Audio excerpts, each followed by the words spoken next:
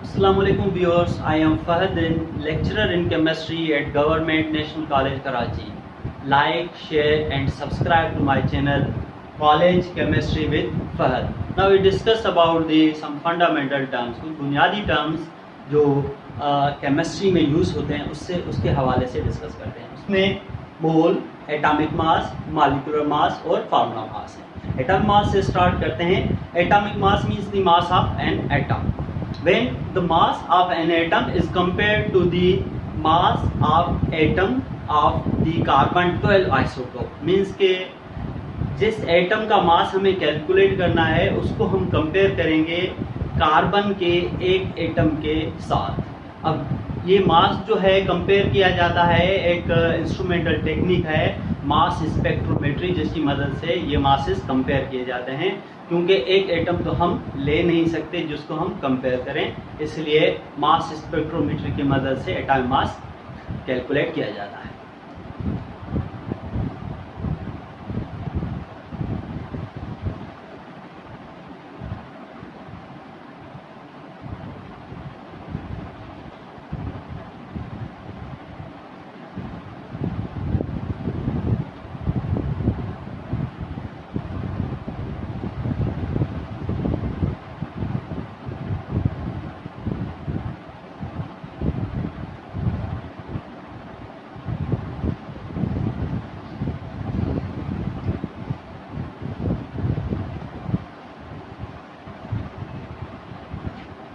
अब जिस एलिमेंट के एटम का मास हमें मालूम करना है उसको कंपेयर करेंगे कार्बन 12 के एक एटम के मास के साथ। अब कार्बन 12 जो है एक आइसोटोप है। आइसोटोप कहते हैं कि एलिमेंट में ऐसे एटम्स जिनके पास नंबर ऑफ प्रोटॉन्स तो सेम हो मगर नंबर ऑफ जो न्यूट्रॉन है, न्यूट्रल पार्टिकल्स, वो चेंज हो, डिफरेंट हो, तो इस तरह के एटम्स को हम आइसोटोप्स कहते हैं। होता वो वही एलिमेंट है। फॉर एग्जाम्पल कार्बन है तो कार्बन 12, कार्बन 13 और कार्बन 14 के फॉर्म में इस नेचर में मौजूद होता है।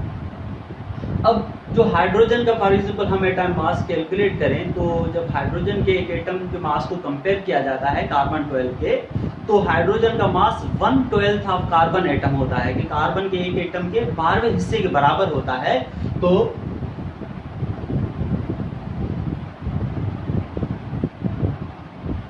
Mass of hydrogen atom 1/12 of the carbon 12, तो इसका मास जो आएगा 1। अब ये जो एटॉमिक मास है रेशो है दो मासेस का, कार्बन का मास हो गया और उसके साथ जो है जिस एलिमेंट का मास मालूम करना चाह रहे हैं उसका। अब दोनों मासेस की यूनिट तो कैंसिल हो जाएंगे, इसलिए इसका कोई यूनिट नहीं होता, पर जनरली हम एटम्स का जो मास होता है वो AMU में लेते हैं, एटॉमिक मास यूनिट। तो हम लिखेंगे it is the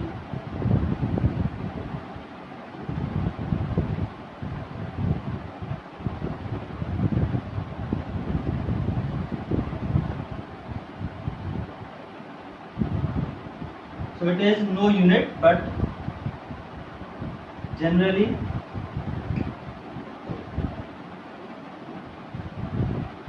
we use AMU, means atomic mass unit। Generally हम AMU लेते हैं। एटम्स के मास के लिए भी AMU, मॉलिक्यूल्स के मास के लिए भी और आयनिक कंपाउंड्स हैं उनके मास के लिए भी, means formula mass, atomic mass, molecular mass, ये सब जो है वो AMU में लेते हैं, एटॉमिक मास यूनिट में। अब एटॉमिक मास को इस तरह से भी डिफाइन किया जाता है कि it is the sum of protons and neutrons. जो एटम के अंदर प्रोटॉन्स और न्यूट्रॉन की तादाद है उनको ऐड कर लें तो वो उसका एटॉमिक मास हो जाएगा। फॉर एग्जांपल सोडियम है, सोडियम के अंदर जो है एटॉमिक नंबर 11 है, 11 प्रोटॉन है और उसके अंदर जो है 12 न्यूट्रॉन होते हैं, तो टोटल उसका मास 23 हो जाएगा। तो हम एटॉमिक मास को इस तरह से भी लिख सकते हैं,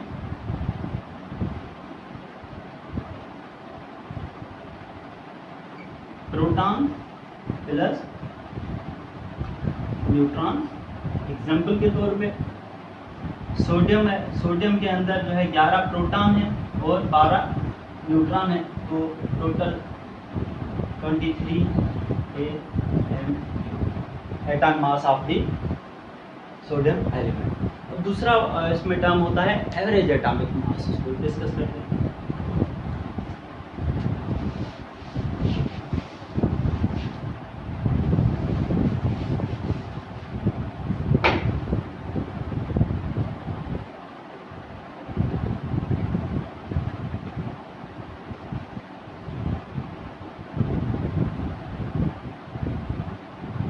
एवरेज एटॉमिक मास जो होता है वो सम होता है जो एटम्स के आइसोटोप्स हैं उन तीनों का एवरेज होता है।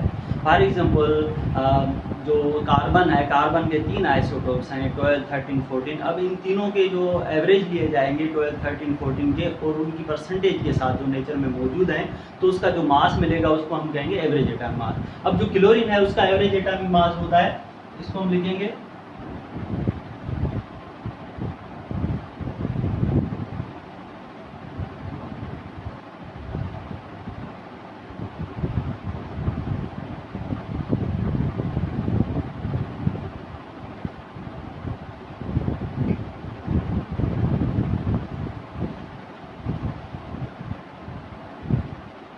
एलिमेंट के अंदर जो आइसोटोप्स होंगे उनका मास का एवरेज, उनकी परसेंटेज के हिसाब लेंगे, जो जवाब आएगा उसका वो एवरेज एटॉमिक मास होगा। फॉर एग्जांपल जो क्लोरीन है, क्लोरीन का जो एवरेज एटॉमिक मास होता है वो होता है 35.5। अब इस 35.5 में ये वाली डेफिनेशन वैलिड तो नहीं हो पा रही कि प्रोटॉन और न्यूट्रॉन, क्योंकि प्रोटॉन और न्यूट्रॉन अगर हम सम करें तो 0.5 मीन्स आधा प्रोटॉन और आधा न्यूट्रॉन हो ही नहीं सकता। तो ये जो एक्चुअली जो मास लिया जाता है ये एवरेज एटॉमिक मास है। इसको हम एटॉमिक मास या मास नंबर भी कह देते हैं कि इसमें सिंपलिसिटी के लिए हम प्रोटॉन न्यूट्रॉन को सम कर देते हैं कैलकुलेशंस के लिए, इलेक्ट्रॉन कॉन्फ़िगरेशंस के लिए। मगर जो एवरेज एटॉमिक मास होता है वो ये 35.5 क्लोरीन का हम कंसीडर करते हैं। तो इसमें ये 0.5 जो है वो आधा प्रोटॉन या न्यूट्रॉन हरगिज़ नहीं है, बल्कि क्लोरीन के 3 आइसोटोप्स हैं। क्लोरीन 17, क्लोरीन 80, क्लोरीन 35, क्लोरीन 36 और क्लोरीन 37। सबके अंदर जो प्रोटॉन्स होंगे वो 17 ही होंगे, सबके अंदर सेम प्रोटॉन होंगे। 3 टाइप्स के इसके आइसोटोप्स होंगे, उनकी परसेंटेज के हिसाब से हम एवरेज लेंगे तो जवाब मिलेगा 35.5।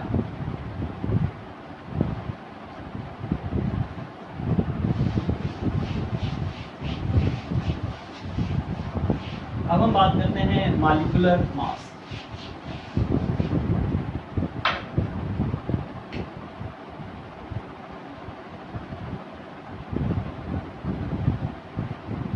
मॉलिक्यूलर मास बहुत ही आसान है। जो मॉलिक्यूल है वो कॉम्बिनेशन ऑफ 2 और मोर एटम्स है। अब उस मॉलिक्यूल के अंदर जो भी एटम्स मौजूद हैं उन सब एटम्स का कुछ ना कुछ एटॉमिक मास होगा। अब उन एटॉमिक मासेस को हम सम करते जाएंगे, ऐड करते जाएंगे तो पूरे मॉलिक्यूल के मास के बराबर हो जाएंगे। तो हम कहते हैं molecular mass is the sum of atomic masses of atoms in the molecule.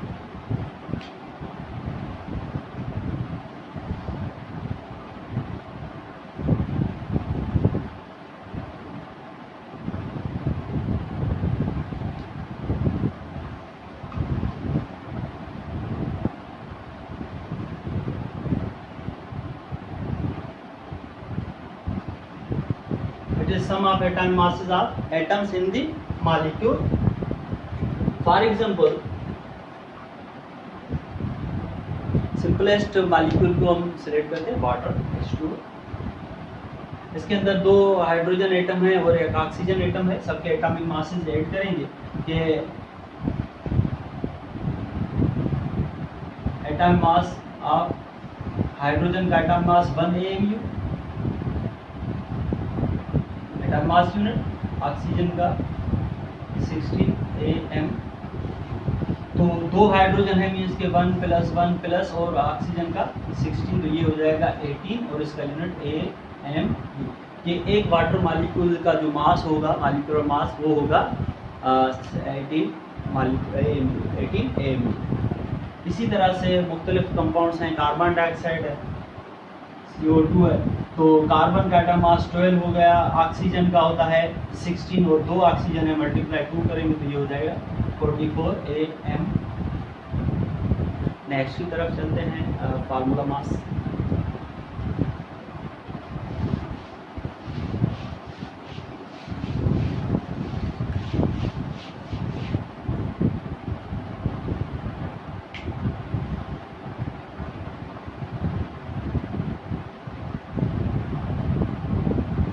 ऐसे कंपाउंड्स जिनके पास जो है सेपरेट मॉलिक्यूल्स ना हो, डिस्क्रीट मॉलिक्यूल्स ना हो, तो ज़ाहिर है उनके मास को मॉलिक्यूलर मास तो कहेंगे नहीं, क्योंकि उनके पास मॉलिक्यूल्स है ही नहीं। तो उनके लिए एक अलग टर्म इस्तेमाल होता है जिसे हम कहते हैं formula mass.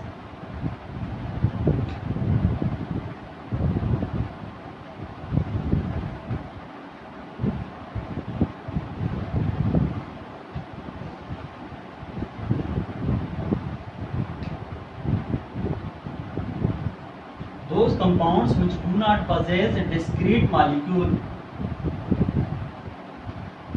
in separate molecules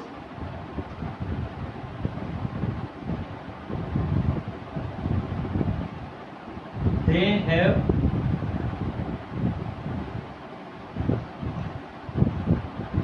formula mass. और फार्मूला मास को कैलकुलेट कैसे किया जाता है, जो उस कंपाउंड का एम्पिरिकल फार्मूला होता है, जो गिवन फार्मूला होता है, उसमें देखते हैं कि कितने एटम्स हैं और उन एटम्स के मासेस को हम ऐड कर लेते हैं। फॉर एग्जांपल आयनिक कंपाउंड्स हैं जो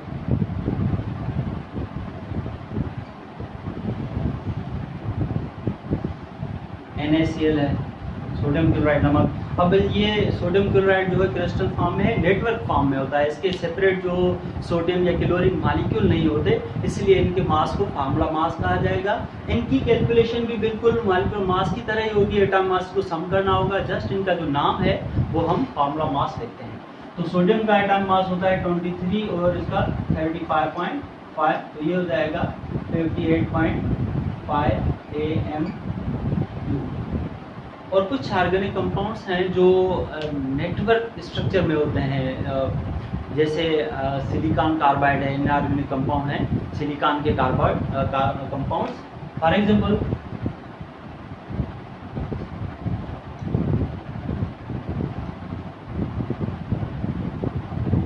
सिलिकॉन कार्बाइड नेटवर्क स्ट्रक्चर में मौजूद होता है, इसके सेपरेट मॉलिक्यूल्स नहीं, तो इसलिए इसका जो मास कहलाएगा वो भी फार्मूला मास होगा।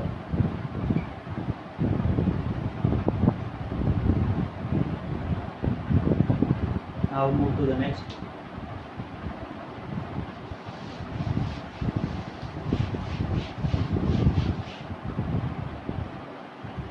The most important one, mole.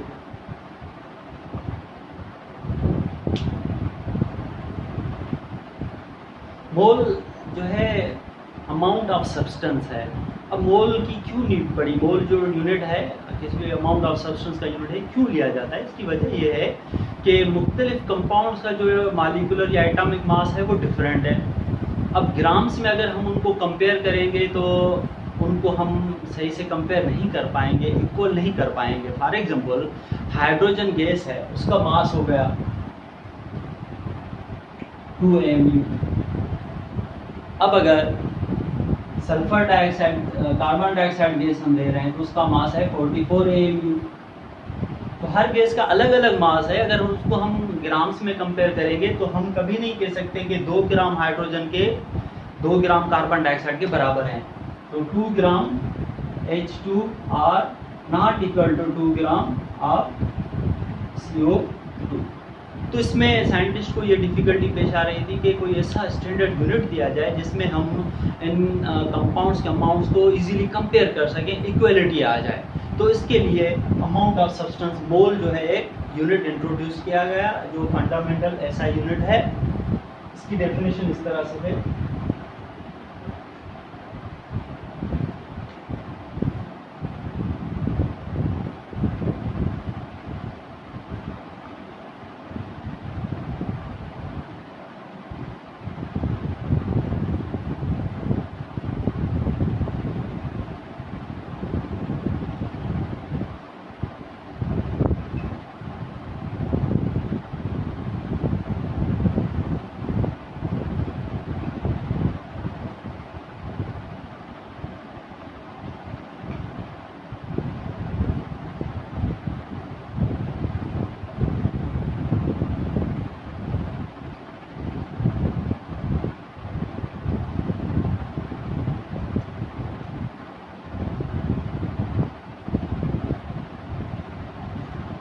जब भी किसी एटम का जो मास है, एटॉमिक मास, मॉलिक्यूल का जो मास है मॉलिक्यूलर मास, और फार्मूला मास जैसे आयनिक कंपाउंड्स या नेटवर्क स्ट्रक्चर वाले कंपाउंड जिनका सेपरेट मॉलिक्यूल्स नहीं होते, फार्मूला मास, उनको हम AMU के बजाय ग्राम्स में एक्सप्रेस करें तो वो 1 मोल के इक्वल हो जाते हैं। जब भी atomic mass, molecular mass, formula mass को ग्राम्स में एक्सप्रेस करें तो वो 1 मोल के बराबर हैं। और उस ग्राम्स में मीन्स उस 1 मोल के अंदर जो नंबर ऑफ पार्टिकल्स से मुराद यहाँ पे नंबर ऑफ एटम्स भी हो सकते हैं, मॉलिक्यूल्स भी हो सकते हैं, आयंस भी हो सकते हैं, वो बराबर होंगे 6.02 इंटू 10⁻23 पार्टिकल्स। अब इस वैल्यू के बराबर होंगे उसके अंदर पार्टिकल्स, और इस वैल्यू को कहा जाता है Avogadro's number. Na means Avogadro number.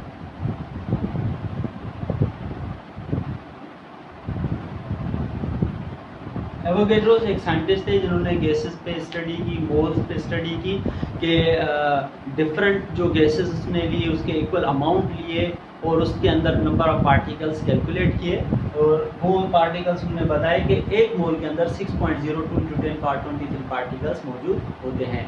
फिर चाहे उस मॉलिक्यूल का जो मास है, जिसके एटॉमिक मास, मॉलिक्यूलर मास या फार्मूला मास चाहे कम हो या ज़्यादा हो, पार्टिकल्स की तादाद यही रहेगी।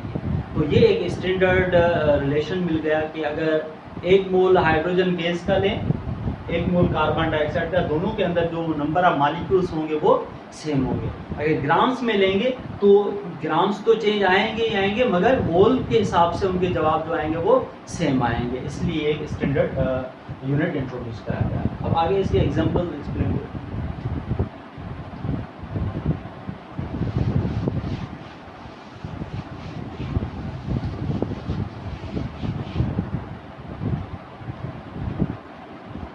एग्जाम्पल में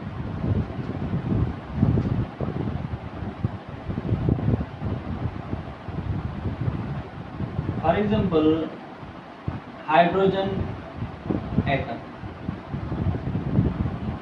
और हाइड्रोजन गैस और H2O मॉलिक्यूल और सोडियम क्लोराइड। अब हाइड्रोजन एटम का जो एटॉमिक मास है वो है 1 AMU, हाइड्रोजन गैस का 2 AMU, H2O का 18 AMU और NaCl का 58.5 AMU।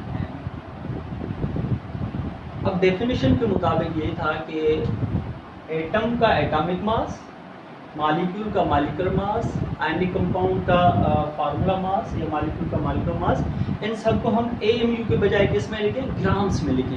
तो ये जो मासेस हैं ये एक AMU एक एटम का मास है, और 2 AMU एक मॉलिक्यूल का मास है हाइड्रोजन का, और 18 AMU एक वाटर मॉलिक्यूल का मास है, और 58.5 एक क्रिस्टल यूनिट जो है NaCl का फार्मूला यूनिट उसका मास है। अब अगर इसको हम ग्राम्स में लिखें तो ये हो जाएगा 1 ग्राम, 2 ग्राम, 18 ग्राम और 58.5। अब डेफिनेशन के हिसाब से कि जब भी एटॉमिक मास, मॉलिक्यूलर मास या फार्मूला मास को ग्राम्स में लिखें तो वो बराबर हो जाएंगे 1 मोल के। तो ये बराबर होंगे, मींस के ये बराबर होगा, यहाँ पे मैं मोल लिख देता हूँ, ये बराबर है 1 मोल, ये भी 1 मोल, ये भी 1 मोल, ये भी। अब इसके अंदर नंबर ऑफ पार्टिकल्स देखे जाएं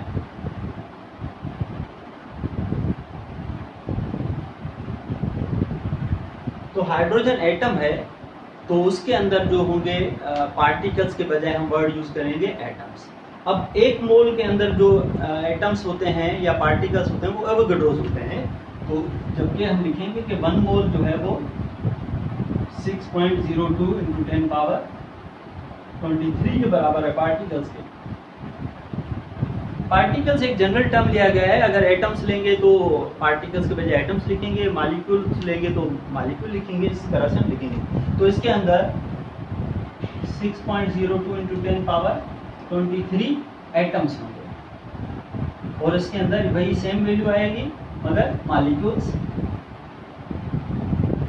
और इसके अंदर भी मॉलिक्यूल्स, और इसके अंदर जो है मॉलिक्यूल्स नहीं होंगे, इसके अंदर होंगे फार्मूला यूनिट्स। क्या होंगे?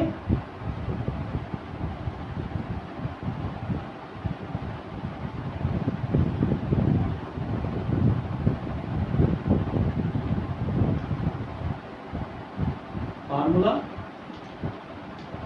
यूनिट्स। अब इन फार्मूला यूनिट्स को मकसद ये है कि NaCl को अगर हम ब्रेक करें तो उसके अंदर सोडियम और क्लोराइड आयंस मौजूद हैं।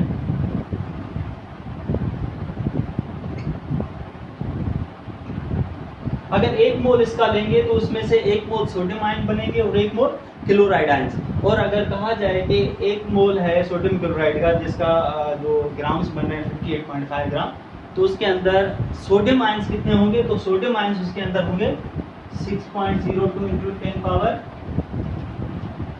23 Na प्लस आयन, और इसी तरह से 6.02 इंटू 10 पावर 23 इसके अंदर क्लोराइड आयंस होंगे। अगर टोटल आयंस कहा जाएगा तो फिर 6.02 इंटू 10 पावर 23 को 2 से मल्टीप्लाई करेंगे, मीन्स के 12.04 इंटू 10 पावर 23 टोटल आयंस। तो ये डिपेंड करता है कि क्वेश्चन में क्या पूछा गया है। नंबर ऑफ एटम्स पूछे गए हैं, आयंस पूछे गए हैं, मॉलिक्यूल्स पूछे गए हैं। इवन दो आप इस मॉलिक्यूल के अंदर जो बॉन्ड्स हैं वो भी कैलकुलेट करके बता सकते हैं with the help of Avogadro's number. अब इसके कुछ एग्जांपल्स की एक्सरसाइज।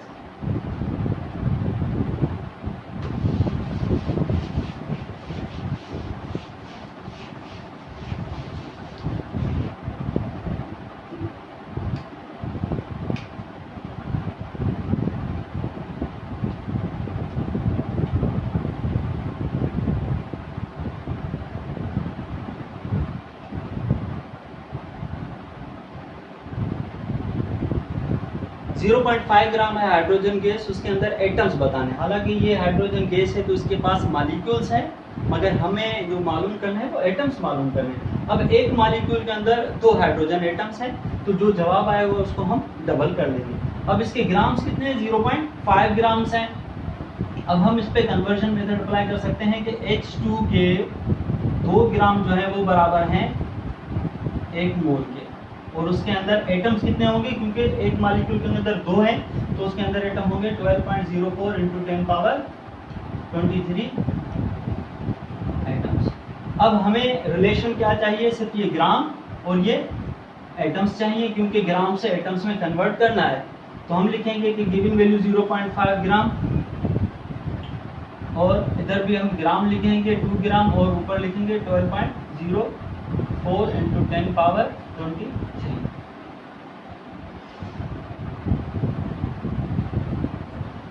तो इसको मल्टीप्लाई करेंगे 12.04 से, तो ये हो जाएगा 6.02। 6.0 को अगेन 2 से डिवाइड करेंगे तो इसका जवाब आ जाएगा 3.01 इंटू 10 पावर 23 आइटम्स। क्योंकि 12.04 को अगर हम डिवाइड करें 2 से तो जवाब आ जाएगा 6, और 6 को मल्टीप्लाई करें 0.5 से तो 6 का जो हाफ होगा 3 होगा, और 2 का जो हाफ होगा वो 1 होगा। तो जवाब ये आ जाएगा कि इसके अंदर कितने हाइड्रोजन एटम्स हैं। और अगर मॉलिक्यूल्स कहा जाए तो मॉलिक्यूल सीधी बात है कि 2 ग्राम बराबर हैं 1 मोल के, तो 1 मोल के अंदर मॉलिक्यूल जो होंगे वो 6.02 10 पावर 23 होंगे, तो आधे ग्राम में मीन्स के 4th पार्ट इसका हो जाएगा। और इसी तरह से सोडियम क्लोराइड और दूसरे कंपाउंड्स के एटॉमिक मास, मॉलिक्यूलर मास इस तरह से कैलकुलेट किए जाते हैं। और एग्जांपल की तरफ चलते हैं।